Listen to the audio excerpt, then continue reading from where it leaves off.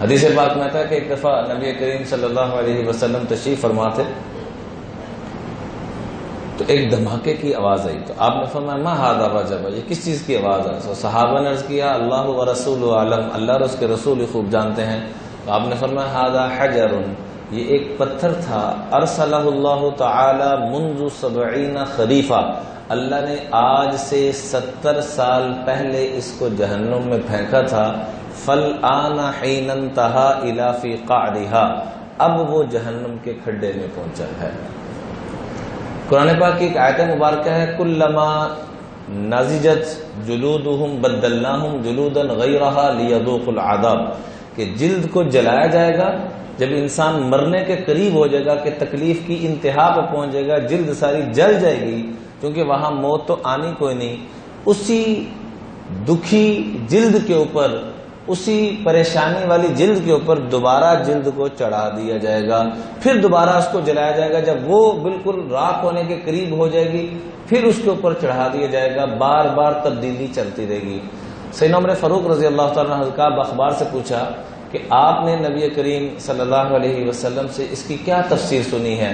تو رو پڑے، روتے فرمایا کہ میں نے آقا کریم صلی اللہ علیہ وسلم سے سنا یحرق و یجدد، یحرق و یجدد، یجدد تجدید سے ہے، یحرق و یجدد، کہ جلایا جائے گا پھر نئی جلد دی جائے گی، فی کل ساعت او فی کل یوم 6000 مرہ، روزانہ 6000 مرتبہ یہ پروسیس کیا گیا، اور ایک رات میں ہر گھڑی میں یعنی آدھے گھنٹے میں 6000 مرتبہ یہ والا معاملہ کیا جائے گا۔ اس جہنم سے اللہ مجھے آپ کو پناہ دے رہا ہے، ہمیں خوشی کوئی نہیں۔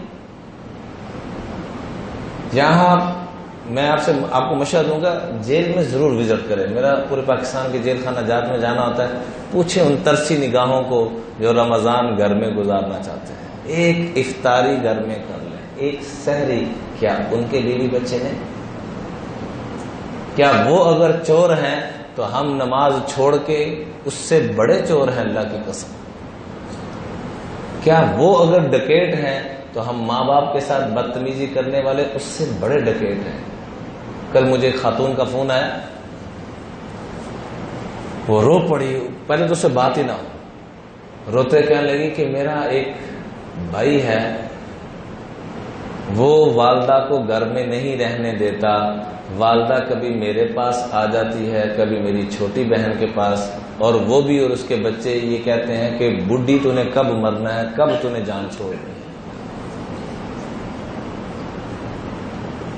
کیا ہمیں جیل والے ڈکیٹ چور نظر آتے ہیں؟ یہ اس اللہ کی قسم اس سے کروڑوں گنا بڑے چور ڈکیٹ ہیں، جو نماز کا چور ہے، جو والدین کا دل دکھانے والا ہے، جو کسی کا بھی دل دکھانے والا ہے، وہ دار اسلام سے بہت دور ہے۔ مسلمان کا لفظی ترجمہ کیا ہے؟ میرا دل کرتا ہے ہر جمعے میں یہ میں سوال کیا کروں تاکہ اللہ کرے مجھے میرا بھی پکا ہو جائے، آپ کا بھی پکا ہو جائے۔ مسلمان کا لفظی ترجمہ جو ہر ایک کو سلامتی دینے والا، کیا ترجمہ جی؟ صرف مسلمانوں کو نہیں، کافروں کو بھی، اپنوں کو بھی، پرایوں کو بھی۔ ہم اپنوں کو دینے کے لیے تیار نہیں۔ ممکن آج بھی میاں بیوی آپس میں لڑ کے آئے بیٹھے، افطاری میں یہ نہیں ہوا، سحری میں یہ نہیں ہوا، فلاں کام کیوں نہیں ہوا، اور عجیب بات کہ روزہ رکھ کے ہمیں چڑچڑا پن آ جاتا ہے۔ چڑچڑا پن نہیں، ہماری عبادات ہی قبول نہیں ہو رہی میرے عزیزوں، ہم نے پتہ نہیں کون کون سے حرام کٹھے کیے ہوئے ہیں۔ روزے سے چڑچڑا پن کہاں سے آتا ہے؟ روزے سے تو عاجزی آتی ہے۔ جس ظالم کا چڑچڑا پن بھر رہا ہے وہ سمجھ لے کہ وہ روزہ نہیں رکھا، وہ خالی بھوکا ہی رہ رہا ہے۔ روزے سے تو انسان کو تقوی نصیب ہوتا ہے، روزے سے تو اس کے اندر عاجزی آتی ہے، انکساری آتی ہے۔ یہ کون سا روزہ رکھ رہا ہے کہ یہ کون سی تلاوت کر رہا ہے کہ اس میں چڑچڑا پن آ رہا ہے؟ ضرور گڑبڑ ہے، یا اس نے حرام کھایا ہے، یا حرام دیکھ رہا ہے، یا حرام بول رہا ہے، یا حرام سن رہا ہے، اس کی نحوست ہے کہ اس میں چڑچڑا پن آ رہا ہے۔ ورنہ روزہ اور چڑچڑا پن، روزہ اور غصہ، یہ کیسے ہو سکتا ہے؟ روزہ تو انسان کو اعلیٰ اخلاق والا بناتا ہے، روزہ تو انسان کو عاجزی والا بناتا ہے۔ یہ کیسا روزے دار ہے کہ یہ متکبر بنتا جا رہا ہے؟ اس لیے درخواست ہے کہ روزے کے مقصد کو ہم پہچاننے کی کوشش کریں۔